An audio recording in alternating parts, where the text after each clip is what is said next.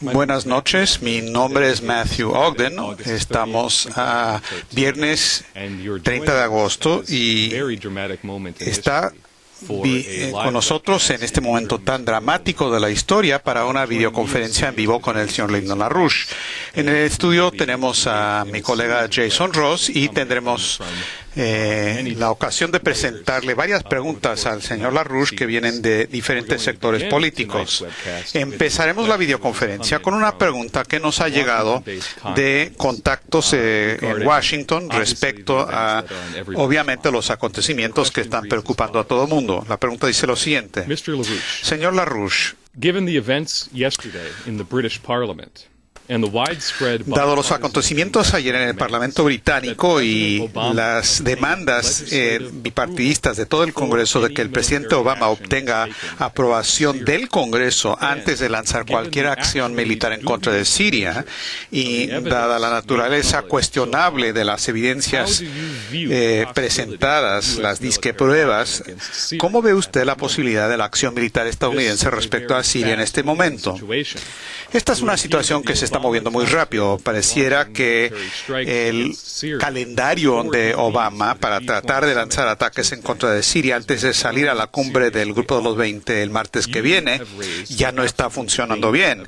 Usted ha mencionado el peligro absoluto de que una acción militar podría provocar una guerra general a una guerra termonuclear de extinción.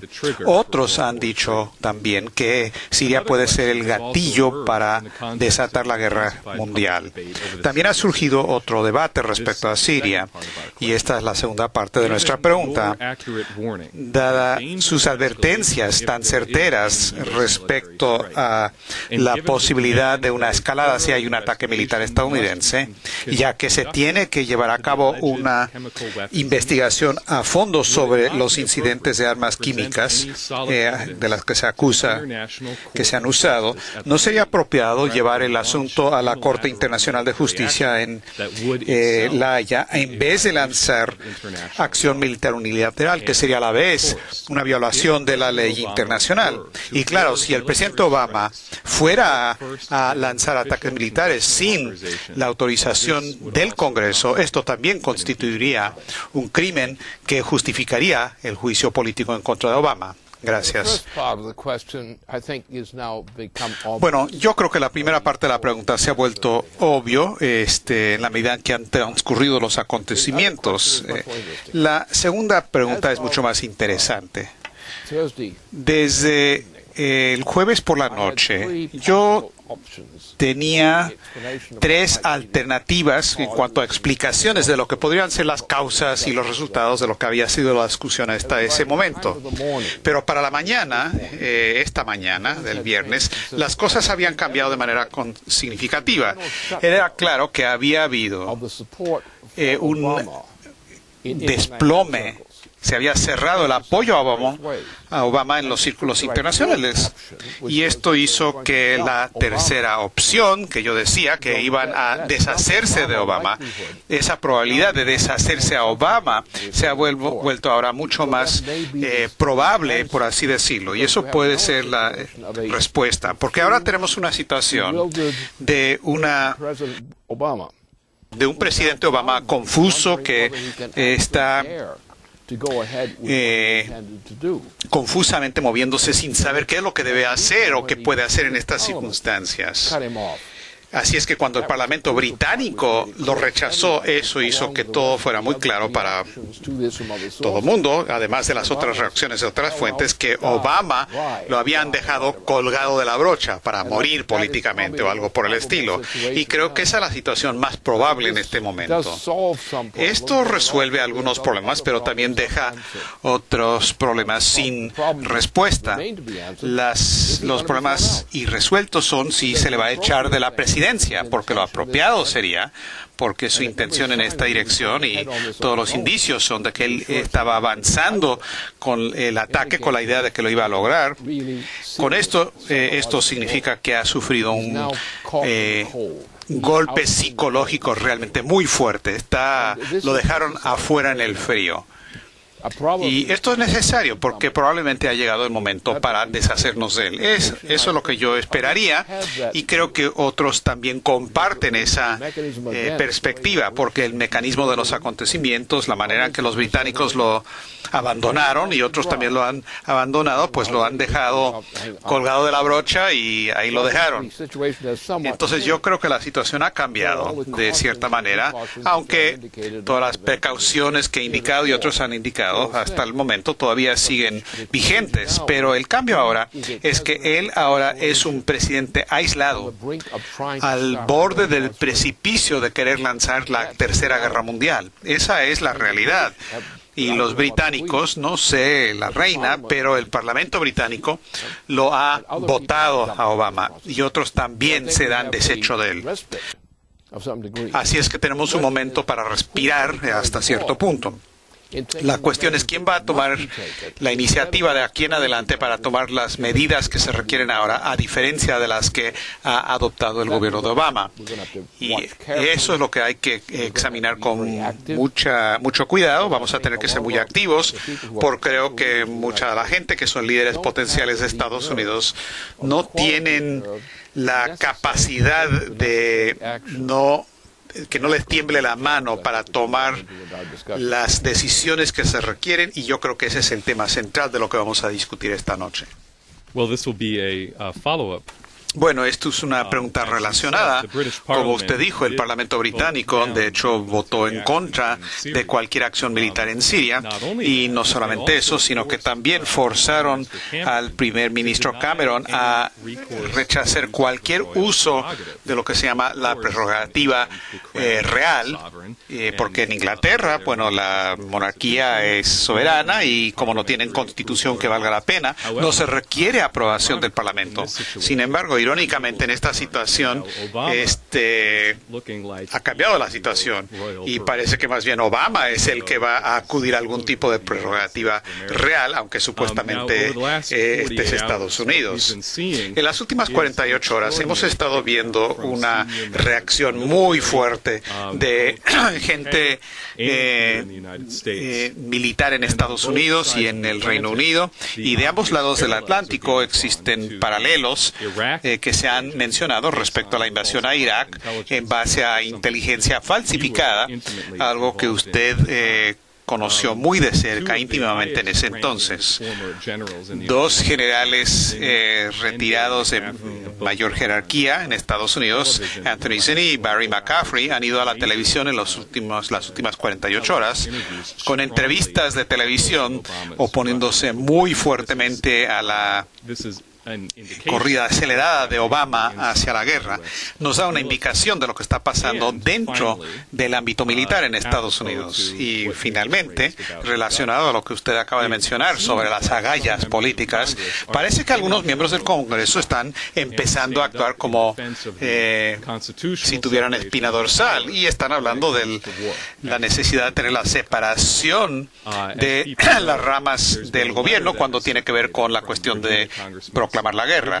Hay un representante, Scott Riegel, de Virginia, congresista que tiene ahora casi 150 congresistas que han copatrocinado esto entre republicanos y demócratas, y la carta dice que si se va a, cuando no hay amenaza directa a Estados Unidos y se va a lanzar a las Fuerzas Armadas a Estados Unidos en contra de Siria, si no lo autoriza el Congreso, eso violaría la separación de las ramas del gobierno, y eso no se puede tolerar. También Barbara Lee, otra congresista, tiene 53 firmas en su carta, también atacando la idea de un ataque a Siria, y también el diputado Walter Jones tiene el proyecto de ley HC 130 que dice que declarar la guerra sin el apoyo del Congreso es anticonstitucional y algo que somete al presidente a un juicio político, un impeachment. Esto lo dijeron de nuevo estos congresistas en televisión. Scott Riegel dijo que irónico que el Parlamento británico está teniendo un debate muy bueno, mientras que el Congreso de Estados Unidos no está ni en Washington. Scott Brown dijo que en nuestro gobierno que el Congreso tiene que declarar la guerra y nadie más, y muchos congresistas han dicho que esto se parece mucho a que Obama está actuando como si fuera que tuviera el ejército del rey, es decir, una rama ejecutiva sin que nadie lo controle. Ahora, la situación previa a esta semana, aún antes de que empiezan a latir los tambores de la guerra, ya se estaba hablando del tema de un juicio político, del impeachment. Muchos congresistas estaban hablando de que al presidente Obama ya se le debería someter a un juicio político. El senador Tom Coburn lo dijo. Está muy cerca de un juicio político. Obama, Blake Farenthold, un diputado, dijo a una reunión en su distrito que podría haber los votos suficientes en la Cámara para hacerle un juicio político a Obama. En base a este peligro inmediato de que se lance una guerra, ¿está usted de acuerdo que la acción más apropiada o el curso de acción más apropiado que puede adoptar el Congreso en este momento sería iniciar de inmediato, regresar a Washington, reunirse de nuevo y empezar con un juicio político en contra de Obama? En principio, son las medidas que hay que adoptar. No podemos dejar que esta cuestión siga sin una decisión en una dirección u otra. Tenemos esa situación.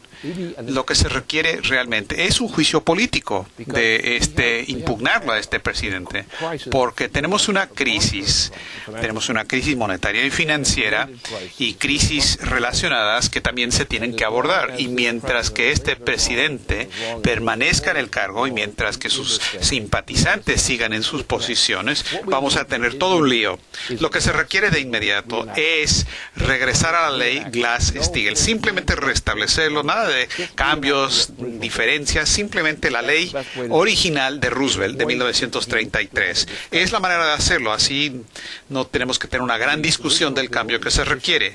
Y la ley original es adecuada y suficiente para estas condiciones y por lo tanto debemos mantenernos simplemente con la idea de restablecer Glass-Steagall, punto final. Ahora, lo que esto haría, como sabemos, es que causaría una reacción en cadena que eliminaría a Wall Street como un factor.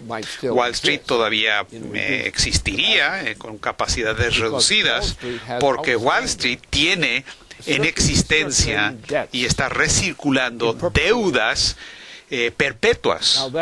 Ahora, eso obviamente es basura y alguien va a tener que limpiar esa basura. La mejor manera de hacerlo es restablecer Glass-Steagall. Reúnanse para hacer eso y eso resolvería el problema, porque también nos resuelve el problema de cómo vamos a tener que responder para restablecer la economía que los dos últimos presidentes, Bush y Obama, han destruido. Hubo líos y problemas anteriormente, pero fue cuando el joven Bush entró a la presidencia y luego Obama, es cuando se hizo el verdadero daño. Así es que tenemos que regresar al punto antes de que el joven Bush entrara a la presidencia, limpiar todo hasta ese punto y luego pasar por el proceso del Congreso de limpiar lo que queda del lío posterior. Pero vamos a tener que regresar a una ley Glass-Steagall original y de inmediato. Si se trata de modificar, hacer ajustes y demás, se va a crear solamente un lío de debates. Y se requiere una dirección clara ahora. Hay que restablecer la economía de Estados Unidos, que casi no existe en este momento. Y la única manera de hacerlo es con Glass-Steagall, el Glass-Steagall original. Y echemos eso a andar de inmediato, porque tenemos una población hambrienta, hay crisis, hay todo tipo de líos.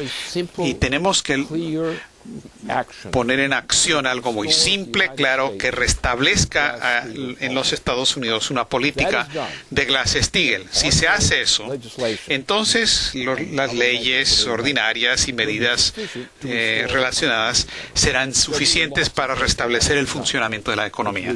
Habrá mucho que hacer, pero con Glass-Steagall en vigor, luego tendremos una situación para poder regresar a una situación normal o por lo menos a donde estábamos antes. Y eso es lo que tenemos que hacer. Tenemos que pensar en términos no simplemente los méritos de este proyecto de ley u otro, este debate u otro debate. No tenemos tiempo para eso. Y se requieren medidas drásticas de las que no se pueden tomar con este presidente. Por lo tanto, hay que regresar a Glass-Steagall inmediatamente y que el efecto del restablecimiento de Glass-Steagall tenga el impacto que hace el trabajo necesario para crear una situación para poder regresar a lo que se tiene que hacer con la economía. Bueno, sobre ese punto,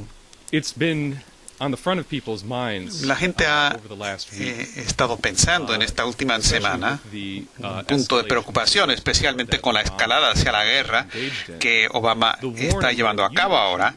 La advertencia que usted emitió hace 3 semanas y media durante la convención de la Convención Nacional de las Legislaturas Estatales en Atlanta, Georgia, donde otro tipo de guerra se estaba librando, una guerra de los intereses de JP Morgan y los intereses de los representantes de otros bancos en contra del pueblo de Estados Unidos.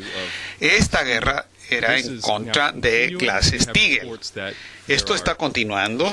Tenemos información de que hay representantes de la JP Morgan que están en la legislatura estatal de California, en Sacramento, con sus relojes y todo su dinero en el bolsillo, tratando de amedrentar a los legisladores de California respecto a su proyecto de ley, su resolución sobre Glass-Steagall. Y estamos seguros que está ocurriendo lo mismo en otros lados. Lo que usted advirtió en ese momento en Atlanta hace algunas semanas es que el nivel de histeria que estos banqueros de Wall Street están manifestando respecto a esta batalla sobre Glass-Steagall nos indica que ellos saben y entienden que su sistema se acabó, que no queda nada por defender, pero que ellos saben que la única manera de abordar eso para ellos es declararle la guerra al pueblo de Estados Unidos y aplastarlos, negándoles el derecho a Glass-Steagall. Porque este sistema está en una crisis sistémica tan grande como se manifiesta en la histeria de Wall Street, podríamos ver a muy corto plazo el peligro del estallido de una guerra mundial. Ahora, ese pronóstico suyo es algo muy presente. Me gustaría que lo comente, por favor.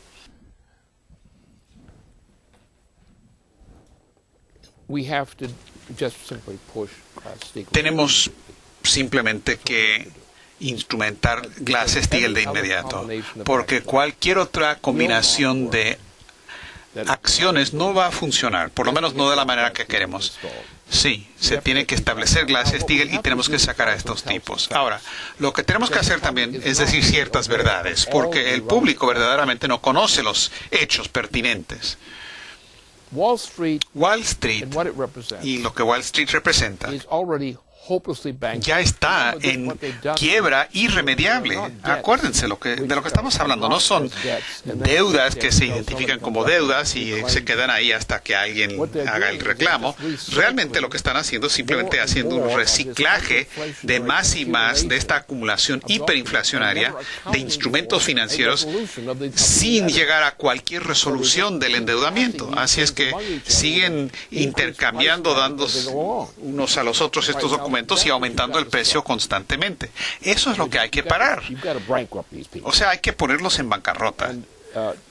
Y es lo que merecen, porque están cometiendo un crimen. Ellos están diciendo que tienen propiedad, tienen títulos en la forma de todos estos instrumentos que se han reciclado, la deuda sin valor, pero no hay tal cosa. Nosotros tenemos que insistir que estas deudas no son deudas honestas, son un fraude que se llevó a cabo bajo ciertas condiciones. Utilizaron la eliminación de Glass-Steagall para lograrlo, pero sus activos no son reales, no son activos honestos, no son deudas honestas. Simplemente es dinero de apuestas, de juegos de azar, de los juegos de niños como Monopolio. Es un juego, es simplemente un juego. No tiene mérito, no tiene lógica, ninguna lógica honesta. Entonces hay que eliminarlo nada más. Ahora, ¿por qué? ¿Qué pretenden hacer con estas deudas que ellos tienen? Son las deudas de ellos, son las deudas de apuestas de ellos. ¿Qué van a hacer? Bueno, de aquí a poco, si las cosas siguen por el camino actual, se va a llegar a un punto donde Wall Street repudia su propia deuda, porque no pueden mantener eso. Entonces la intención es que todos estos tipos de Wall Street que están pensando que este es su dinero, su ganancia, también pues no saben lo que les espera, porque el 90% de la gente que se piensan dueños de Wall Street van a descubrir que están en la calle si es que llegan hasta la calle. Así es que todos estos tipos que respaldan estas políticas, bueno, esa es la intención. Ellos pretenden eliminar sus deudas que ellos tienen para con todo el mundo. Simplemente decir, ¿saben qué? Tuvimos que limpiar esto, tenemos que hacer una reforma general, vamos a eliminar esto y lo otro y demás. Es el tipo de cosas que se ha visto en el pasado en Europa y en Estados Unidos. Así que, por lo tanto, lo que se tiene que hacer es que el pueblo de Estados Unidos tiene que saber que aún estos tipos de Wall Street, que se piensan los reyes de quién sabe qué, no se dan cuenta de que la situación ha llegado al punto de que para Navidad quizás ellos van a estar colgados del arbolito de Navidad, porque no van a tener activos y porque los dueños de todo van a cancelar y eliminar sus deudas por completo. Lo han hecho antes y lo harán de nuevo. Así es que una vez que queda claro, aún para los tipos de Wall Street, que esto es lo que es la intención, simplemente vean la deuda, vean la magnitud de esta deuda. Vean el costo de mantener esta deuda, simplemente ese costo. Vean la naturaleza fraudulenta. Es que no tiene sustancia la deuda. Uno no puede ir a ningún lado para resolver estas deudas. Simplemente van a tener que eliminar la deuda. Esto va junto con la política de la reina de reducir la población del planeta de 7.000 millones de personas a 1.000 millones o menos. Esa es la política que ella ha proclamado. Es lo que están haciendo. Así que la intención es, bien, si vamos a reducir la población del planeta a menos de 1.000 millones de seres humanos, en vez de los 7.000 millones que tenemos en este momento, entonces, ¿qué se va a hacer bajo esas circunstancias? Así que lo mejor que podemos hacer es deshacernos de Wall Street, eliminar a Wall Street. Y la manera de decirlo es, caballeros, nos deben algo de dinero, le deben dinero a la nación, tiene promesas que tienen que cumplir, nunca han pagado, simplemente reinvierten y aumentan la deuda. Y sigue el juego de apuestas. Es simplemente el juego de los niños que se llama monopolio, con dinero falso. Ahora, la lógica aquí es que la mayoría de la gente no sabe cómo funciona este sistema y por lo tanto, aún la gente en Wall Street no sabe cómo funciona. No están entendiendo los indicios que estamos al borde de una situación donde Wall Street mismo va a eliminar la mayoría de sus propias deudas. Y ahí empieza lo divertido. Y eso se le tiene que aclarar al pueblo de Estados Unidos y especialmente a los tipos de Wall Street que se piensan los reyes de no sé qué. No lo son. A ellos también los van a echar a la calle, salvo unos cuantos muy privilegiados, con un repudio general de la deuda que tienen. Estamos al borde de eso exactamente. Ahora, se puede resolver. Glass-Steagall permite hacerlo. Sí, claro, un gran dolor para mucha gente de Wall Street, pero ningún dolor adicional para los ciudadanos de Estados Unidos. Bueno, le quiero preguntar sobre algo que vamos a hacer después de lograr Glass-Steagall. Dado su papel respecto a la iniciativa de defensa estratégica, parece que es la persona perfecta que hay que preguntarle sobre la cuestión del peligro de guerra termonuclear de Obama. Hay varias direcciones en que esto podría ir. Obviamente hay la necesidad de prevenir que ocurra esta guerra de Siria, que llevaría a un conflicto más generalizado, incluiría a Rusia y China, el horror de contemplar esta posibilidad debe conducir a cualquier persona cuerda a tratar de pararlo. Pero también ha identificado una segunda dirección que debemos adoptar cuando nos remontamos a la política de la Iniciativa de Defensa Estratégica y la Defensa Estratégica de la Tierra, una cooperación entre Estados Unidos, Rusia y China en contra de amenazas tanto aquí en la Tierra como también del vecindario aquí en el espacio, en el sistema solar. Tenemos la amenaza de ambos lados, de la posibilidad de la extinción de la especie humana.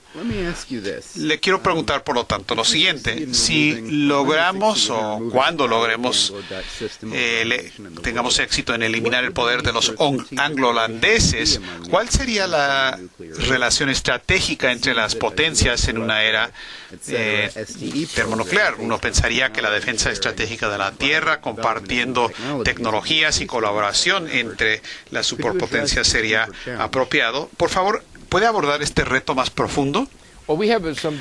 Bueno, hemos tenido algunas discusiones entre nosotros mismos sobre estas cuestiones relacionadas, incluido por el equipo científico del sótano. Y lo que se requiere ahorita es aumentar la densidad de flujo energético del sistema internacional. Esto quiere decir que vamos a ir en dirección de la fusión termonuclear como aquello que va a impulsar una recuperación del sistema mundial.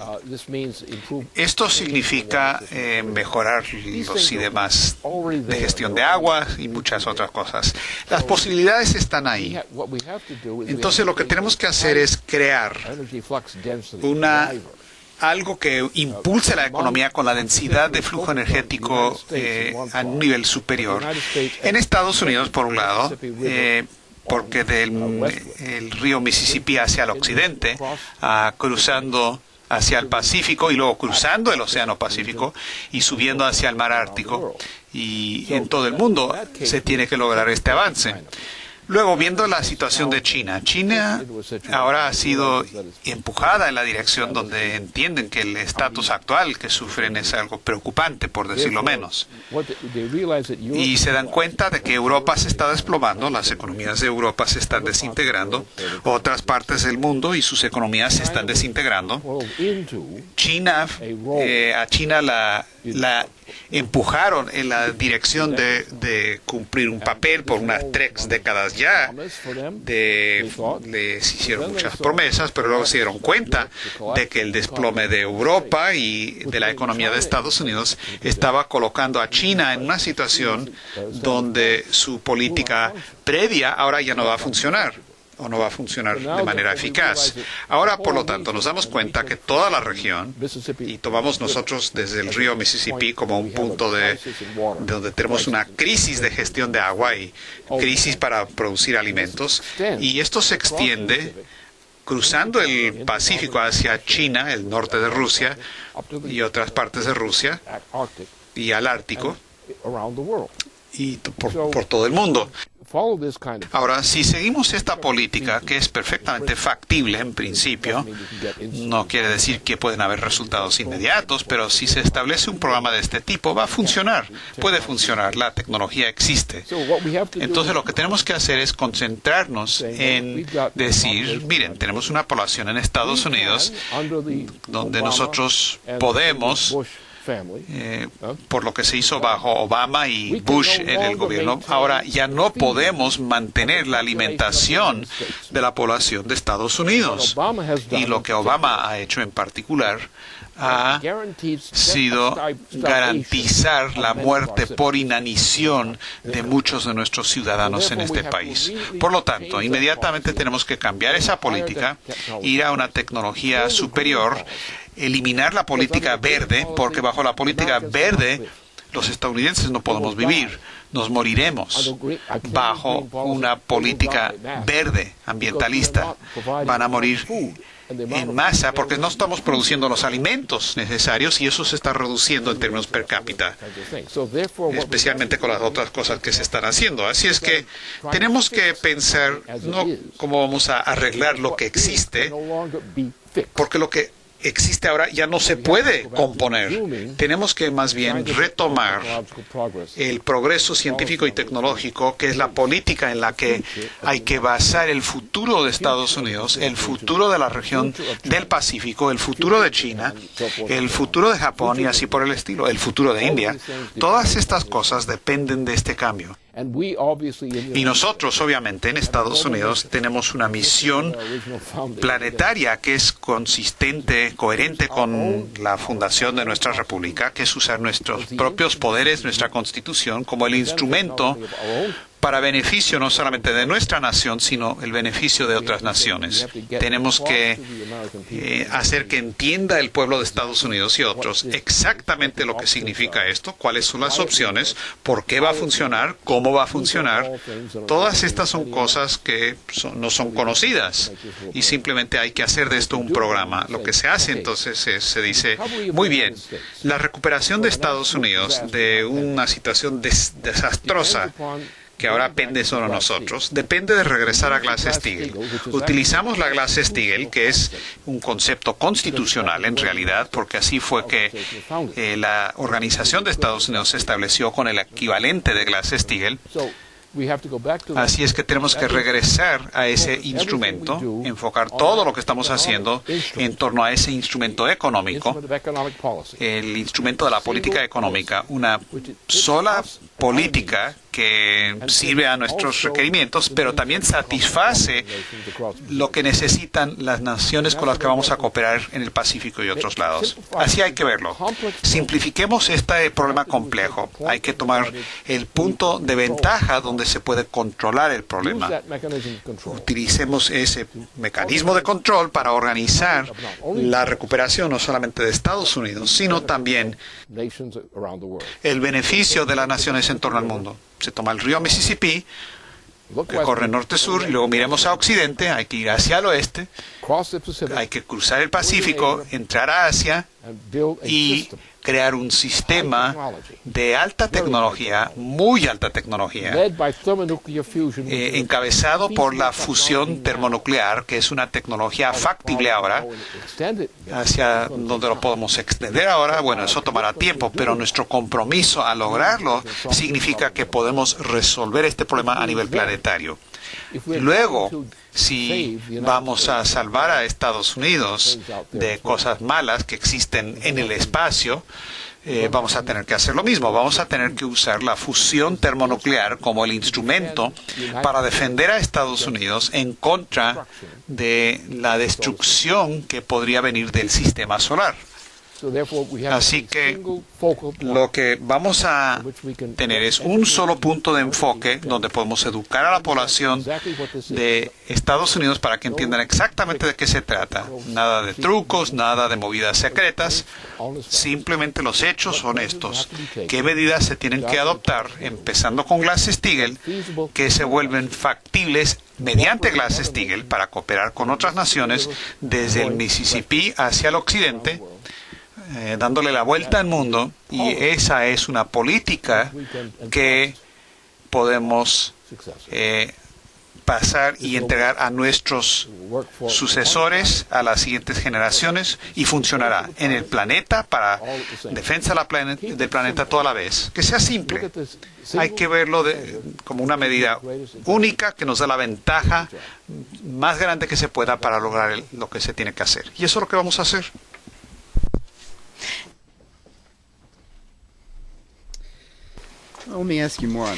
Quiero hacer otra pregunta en el mismo tema, porque en los últimos meses ha habido un renovado entusiasmo sobre el reactor experimental termonuclear internacional, el ITER, que se está construyendo en Francia. Es el proyecto de fusión de tokamak internacional más grande, que representa a más de la mitad de la población del mundo, incluyendo a India India, China, Japón, Rusia, Corea del Sur y Estados Unidos. Y a pesar de problemas con el financiamiento, el diseño, se han resuelto varios problemas y el principal dirigente, Ken Blacker, dijo que hemos empezado en realidad y que ya se va a empezar el proceso industrial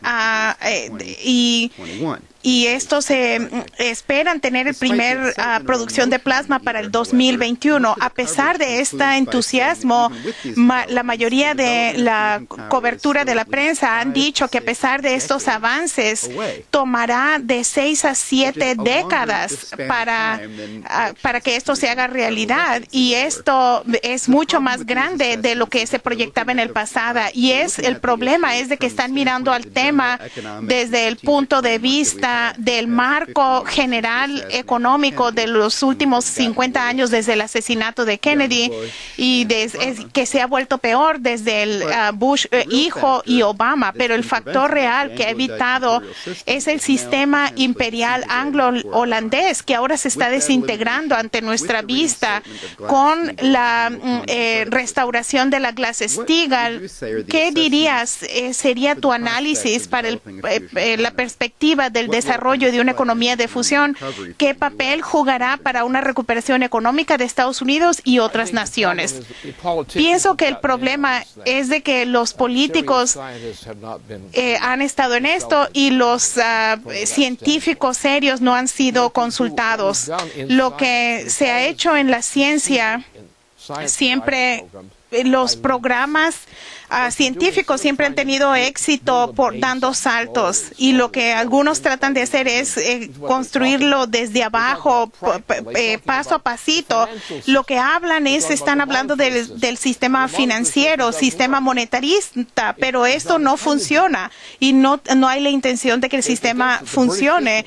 El sistema británico, miren, los británicos controlan el 60% de la riqueza mundial del mundo y ellos y otros individuos relacionados simplemente no quieren tomar estas medidas.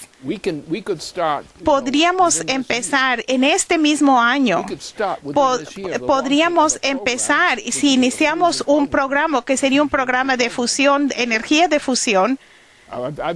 Yo he estado trabajando sobre la energía fusión por muchas décadas y no estamos tan atrasados. Algunos individuos tienen su cabeza ya muy lejos, metidas en algún lugar, pero tenemos la habilidad de que rápidamente, usando conocidos métodos del pasado, hacer avances con respecto a los diseños y no vamos a donde van los que toman las decisiones políticas. Los que toman las decisiones políticas en Europa son un fracaso. En cada nación de Europa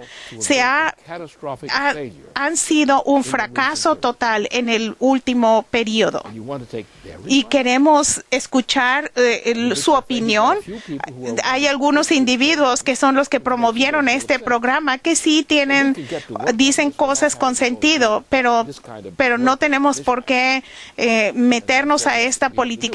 Y lo que tenemos que hacer, lo que debemos hacer esencialmente, hay gente allí que una vez de que se implemente la Glass-Steagall y la gente vuelva a tener la confianza porque se ha implementado la Glass-Steagall y que esta cosa tan terrible se va a acabar, van a volver a funcionar y hagamos las mismas preguntas de nuevo y veamos cuáles son los diseños en los que estamos trabajando y nuestros recursos son modestos, pero lo que sabemos se puede hacer.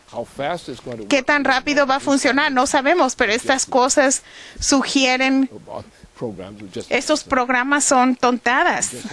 Simplemente hay que decir, primero que nada, hay dos cosas simples que podemos hacer. Que los gobiernos apoyen estas dos cosas simples. Empecemos a reconstruir nuestros sistemas hidráulicos. Nada se ha hecho para crear nuestra producción agrícola.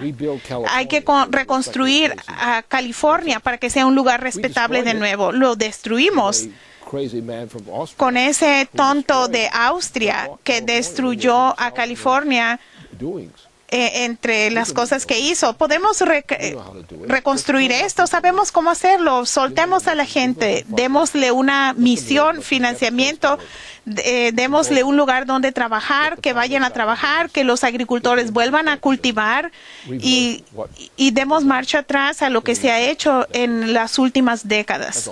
Eso es todo lo que debemos hacer. Va a ser una pelea dura, pero hay que mantenerlo de manera simple. Empecemos por una decisión simple que se llama la Glass-Steagall, que la gente entienda lo que significa la Glass-Steagall, lo que nos va a permitir hacer, y hay que hacerlo.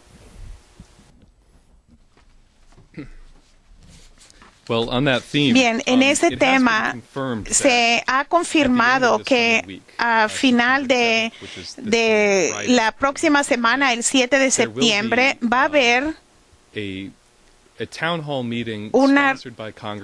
una reunión pública encabezada por el congresista John Conyers en Detroit con respecto a la bancarrota, a la quiebra de Detroit y la cuestión de la legalidad de si las pensiones de los trabajadores de la ciudad se va a eliminar para el beneficio de que se logren las obligaciones de a los banqueros de Wall Street.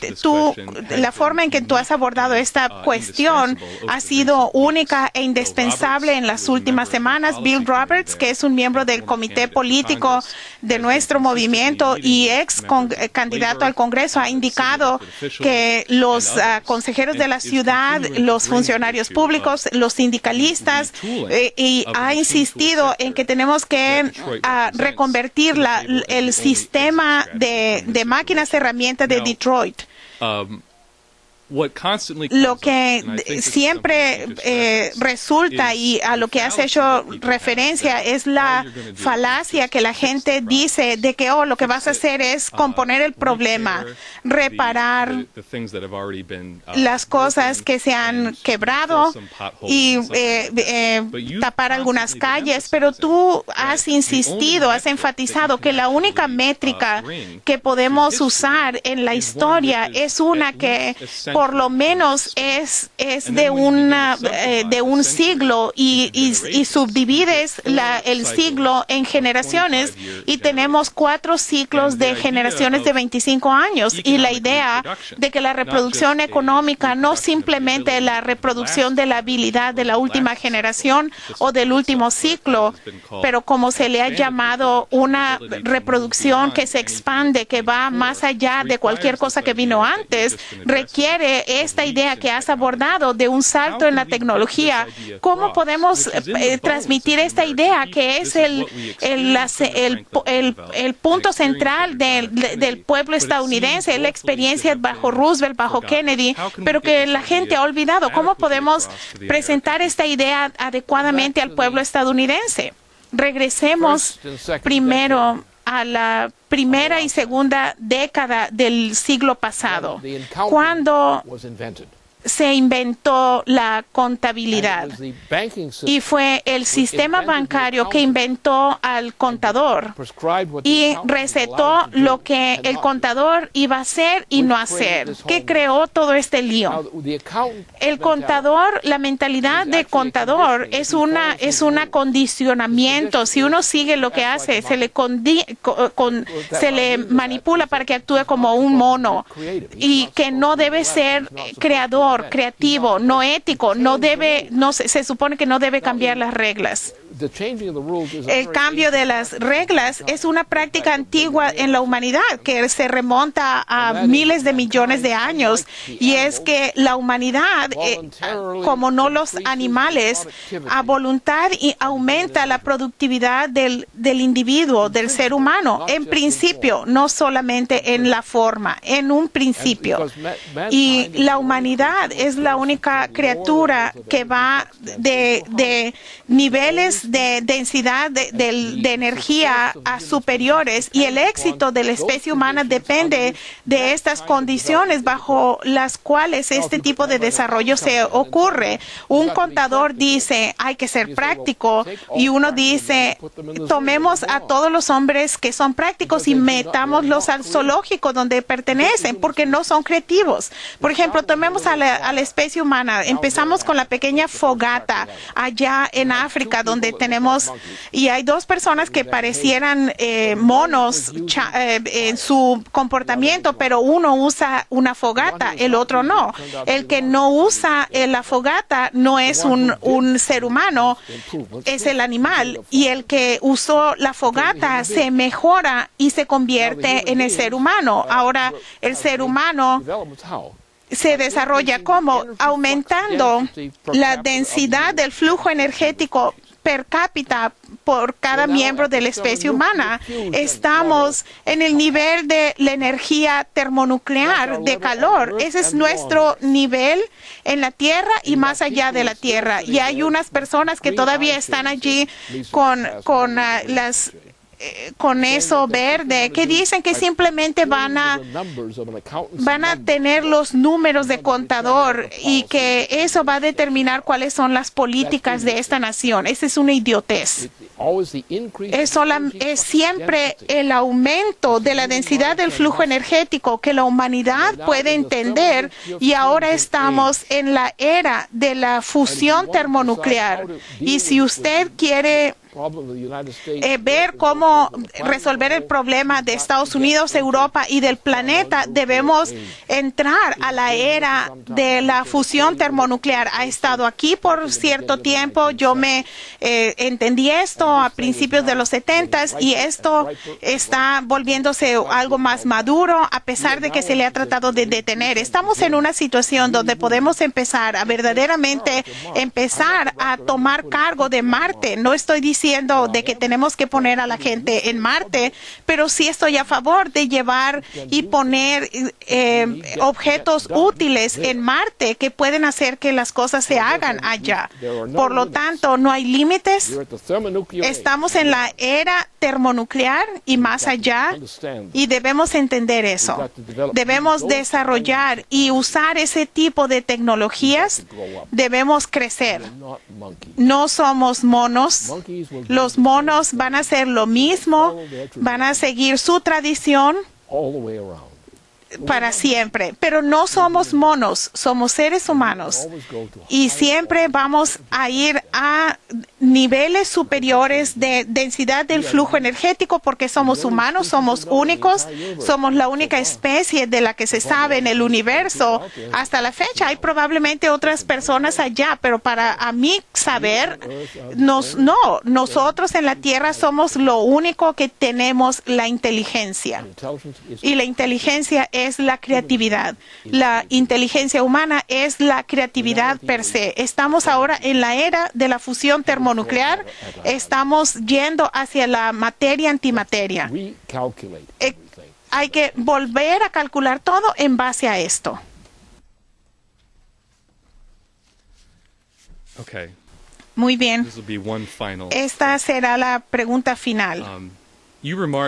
Tú dijiste ayer que puedes ver la situación actual como si fuera un contrapunto, como si fuera el cuento de las dos ciudades, era el mejor de los tiempos, el peor de los tiempos. Y como has dicho, nuestro futuro el futuro se determinará por la tecnología termonuclear, ya será la fusión termonuclear o la guerra termonuclear. Y con esta cualidad de tremendo potencial, del grandísimo potencial para el bien o para la perversidad que nos enfrenta en los próximos días, como dijo al principio de esta videoconferencia, la pregunta fundamental que surge de todo esto es ¿dónde está la fuente del valor moral de hacer aquello que es necesario cuando enfrentamos esta situación? Y yo pienso que para alguien que está al borde de tener su cumpleaños 91, el papel único que usted ha jugado en su vida, la diferencia es tan sustancialmente claro, el valor que usted ha tenido y aquellos que se han desaparecido de una manera u otra, es la lección que se debe tomar si vamos a poder ganar la pelea para salvar a la civilización hoy en día. Creo que sería apropiado como una última pregunta en esta videoconferencia si pudiera hacer comentarios al respecto. Es verdaderamente simple, ya saben. Cuando uno entiende lo que debe ser un ser humano, es que el ser humano siempre tiene la obligación de ir más allá de lo que conocían de antemano y descubrir eso y seguir a descubrir otras cosas. Esa es la característica del ser humano. El que se está allí y tiene una pequeña fogata para cocinar en algunas partes en Sudáfrica donde el simio enseguida no usa el fuego y es un simio para siempre. Esencialmente esa es la lección de esto. Por lo tanto, el ser humano debe ser de esta naturaleza. No podemos hacer algo. Vamos a estar repitiendo lo mismo otra vez. Los seres humanos, por ejemplo, vean la agricultura en Estados Unidos, el desarrollo de agricultura, el desarrollo incluso antes, en el siglo pasado, antes de que se destruyera todo este sector. Siempre era el progreso. Lo que Estados Unidos representaba desde el principio de la creación de Estados Unidos era siempre vamos al futuro, vamos al nivel superior, no quedemos empantanados, siempre busquemos lo mejor, lo más grande. Eso es ser humano. Si uno está atascado en lo mismo una y otra vez y nunca va hacia el futuro, no es nada, no hay nada de ser humano. Es el reto de hacer algo mejor, siempre hacer algo mejor. Es el lema de cualquier persona. Hay que hacer las cosas mejor de lo que eran antes. Y esa es la característica, porque cuando uno piensa, la humanidad empezó desde esta pequeña fogata, simple fogata, y va por varios pasos de aumento de la densidad del flujo energético hasta la fusión termonuclear y más allá. Eso es la humanidad. Y esa es la manera en que debemos educar a nuestros niños y a nuestra población y a nuestros legisladores. De la misma manera, debemos hacer mejor. El truco es hacer las cosas mejor. Y eso significa ir a un nivel superior de densidad del flujo energético. Vamos de la pequeña fogata, después pasamos varios niveles químicos de un grado superior de energía que usó la humanidad y hemos llegado al punto en que tenemos cierto control sobre la fusión termonuclear, que es mucho más allá de lo que nuestros ancestros conocieron. Excepto en 1890, algunos de nuestros amigos de ese periodo estaban en esto. Eso es. La identidad debe estar. ¿Qué es lo que hace para mejorar el futuro? Eso debe ser el lema de cada persona. Ese debe ser la dedicación de todos. ¿Qué va a hacer usted para que las cosas sean mejor? Para que haya progreso, más poder de la humanidad. ¿Cómo vamos a enfrentar los problemas de estos objetos que nos pueden golpear la Tierra y eliminar a la humanidad con un golpe de algún asteroide? Siempre hay que ir hacia adelante, hacer mejor. Siempre mejor, mejorando. Si no estamos mejorando, no estamos haciendo nada.